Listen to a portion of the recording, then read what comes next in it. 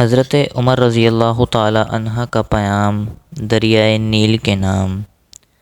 مصر میں زمانہ جاہلیت سے یہ دستور چلا آ رہا تھا کہ جب بھی دریائے نیل ٹھہر جاتا تو ایک حسین اور خوبصورت لڑکی کو قتل کر کے دریائے نیل کے حوالے کر دیا جاتا تو دریائے نیل پھر حسب معمول چل پڑتا۔ حضرت عمر رضی اللہ تعالی عنہ کے دور خلافت میں مصر فتح ہوا اور حضرت عمرو بن العاص رضی اللہ تعالی عنہ وہاں کے گورنر مقرر ہوئے۔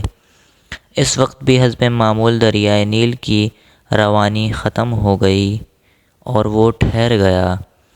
اس وقت پر حضرت عمرو بن العاص رضی اللہ تعالی عنہ سے لوگوں نے اس دستور کا ذکر کر کے اس کے مطابق عمل کی اجازت چاہی تو حضرت عمرو بن العاص رضی اللہ تعالی عنہ نے فرمایا کہ یہ جاہلیت کی رسم ہے، ہم ایسا نہیں کریں گے، البتہ امیر المؤمنین حضرت عمر فاروق اعظم رضی اللہ تعالی عنہ سے میں مشورہ کروں گا۔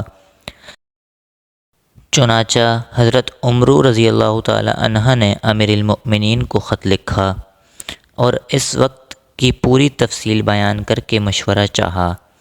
امیر المؤمنین حضرت عمر رضی اللہ تعالی عنہ نے اس کے جواب میں دریائے نیل کے نام ایک چٹھی روانہ فرمائی اور حضرت عمرو رضی اللہ تعالی عنہ کو لکھا کہ وہ چٹھی دریائے نیل میں ڈال دیں۔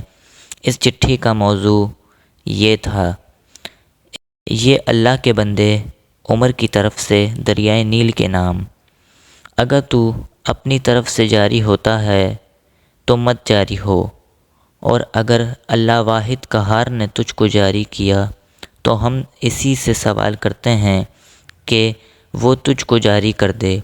حضرت عمرو بن العاص رضی اللہ تعالی عنہ نے یہ چٹھی دریائے نیل میں ڈال دی۔ ڈالنا ہی تھا کہ دریائے نیل خوب تیزی کے ساتھ رواں ہو گیا۔